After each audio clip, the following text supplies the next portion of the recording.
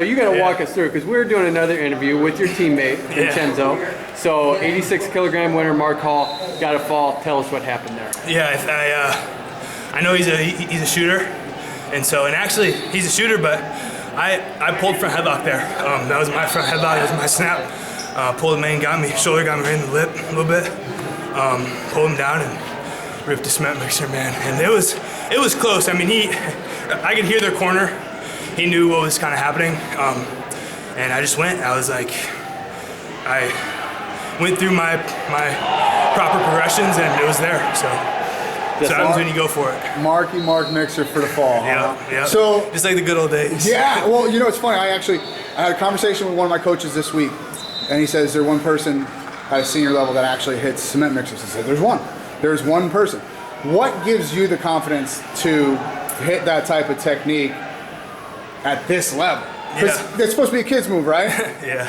Oh yeah. I mean, it is a technique though. Yeah. It's not something like if it's not there, I don't go for it. I'll hit my regular front headlock, snap, go behind, and go through my regular counterattack progressions. But if I got it, man, I think what makes it so dangerous is just that, like, you don't really know you're in it until it's too late, and it's done. It's over. And so you can kind of sense it's coming. I mean, by now everybody knows that I do it, but like I said, it's just that there's still an element of surprise because it is a big move, and it is something that a lot of people are expecting. Yeah, and it's a knockout punch too, right? You can get a fall with it. Yeah. You know, not much to say about this past match, but you looking, I mean, I'm not 100% sure, but you're looking at another showdown with Zahid. Is that who you were preparing for all month? Yeah. I mean, I know Zahid. I think he knows me pretty well. We got a quick little handshake before the day started, and you know, I didn't beat him until college. That was my first time beating him, but we've been in each other's weight classes since we were 4 years old. And I think the fun part about that is, like, there's very rich history, and I think it just goes to show how consistent you have to be. You know, just us two alone, like everybody else that we've ever wrestled when we were kids, none of them are ones that are consistently going through these kind of tournaments. And so I think it's awesome. I'm excited. You said that's the fun part. What's the not so fun part? The not so fun part is he is dang hard to wrestle. He's an attacker. He's slick. He's smooth. I don't want to speak for him, but I think on my end, as you guys can see, like, I'm one cement mixer away from being in a match. So he also has to be on his toes. And I don't know if there's a respect. There's a respect. There is not a respect. You know, we like each other outside the mat. He's someone I've had conversations with, and but when we're on the mat, there's no love lost.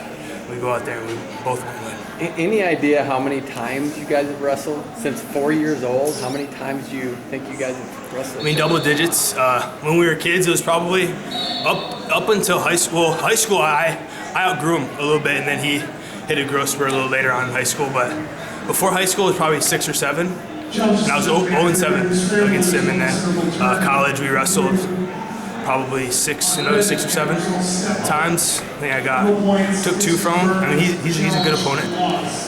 Probably like 5 or 6 times. I took 2 from him, and a lot of freestyle matches in there too. And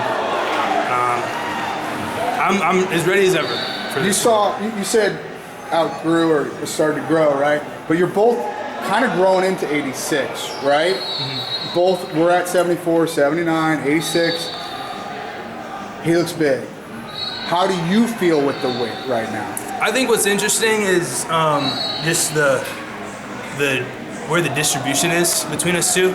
I bet you if we were to both step on a scale, he wouldn't be any bigger than me at this point, but he's tall, he's got length, and he knows how to use it. I'm a little shorter and stockier and keep my weight in other areas. So I think it's been a really fun go for me, you know, learning how to wrestle bigger guys. Comparatively cutting down to 174 all throughout college, and I think most importantly it's just fun for me. It's just like I'm not cutting weight. Like I've I've let that train go, and my dad didn't like it too much, but if I can keep putting up good performances like this, I'm sure he'll come along one of these days. He was the same way in college, and so was my mom. They wanted me to go 165, but we had a guy named Vincenzo Joseph there too. So I find a way, and I'm just excited for another showdown. How are you a better wrestler with Jordan Burroughs in the room? I think I'm better from space.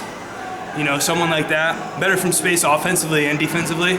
I know how to, you know, a guy like that's walking you down. You don't want to give ground like that to him.